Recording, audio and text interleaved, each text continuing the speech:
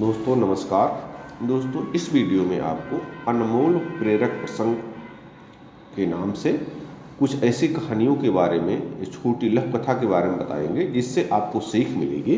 तो आज इस वीडियो में दो विषयों पर चर्चा करेंगे। एक है संतुष्टि और दूसरा है कलयुग के निवास स्थान। तो संतुष्टि। एक बार एक महात्मा भिक्षा के लिए एक किसान के द्वार पर पहुंचे तो उन्होंने खिड़की से देखा कि पूरा परिवार चिंताग्रस्त मुद्रा में बैठा है। महात्मा ने द्वार खुलवाया और उनकी चिंता का कारण पूछा। किसान ने बताया, हमारे यहाँ इस बार फसल थोड़ी कम हुई है। अन्न इतना भर है कि 8 महीने के लिए ही पर्याप्त होगा।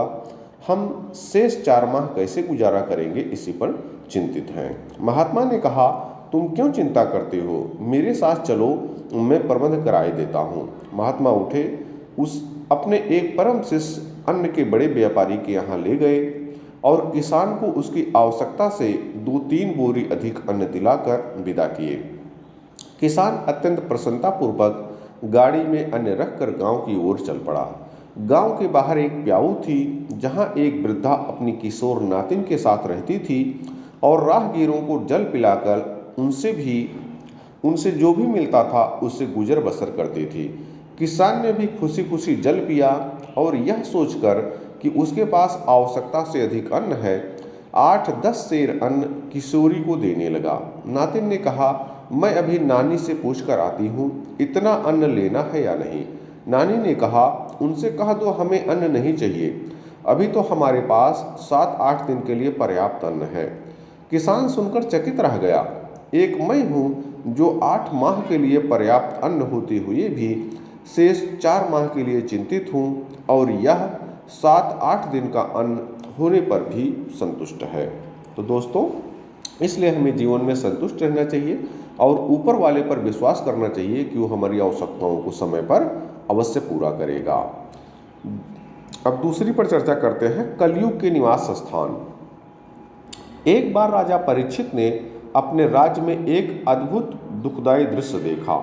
उन्होंने देखा कि धर्म रूपी बैल एक ही टांग पर घिसट घिसट कर चल रहा है और एक क्रूर व्यक्ति हाथ में डंडा लेकर पृथ्वी रूपणी गाय को पीट रहा है।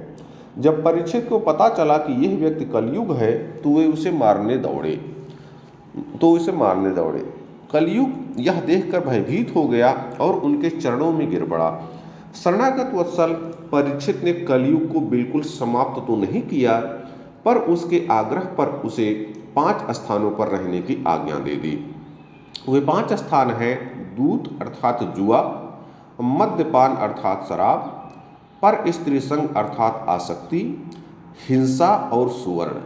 तभी से इस पृथ्वी पर इन 5 स्थानों पर कलयुग अपना अस्थायी निवास बनाए हुए हैं और आप देखेंगे कि इन जगहों पर ऐसे असामाजिक लोग ही आपको दिखाई पड़ेंगे। बहुत बहुत धन्यवाद।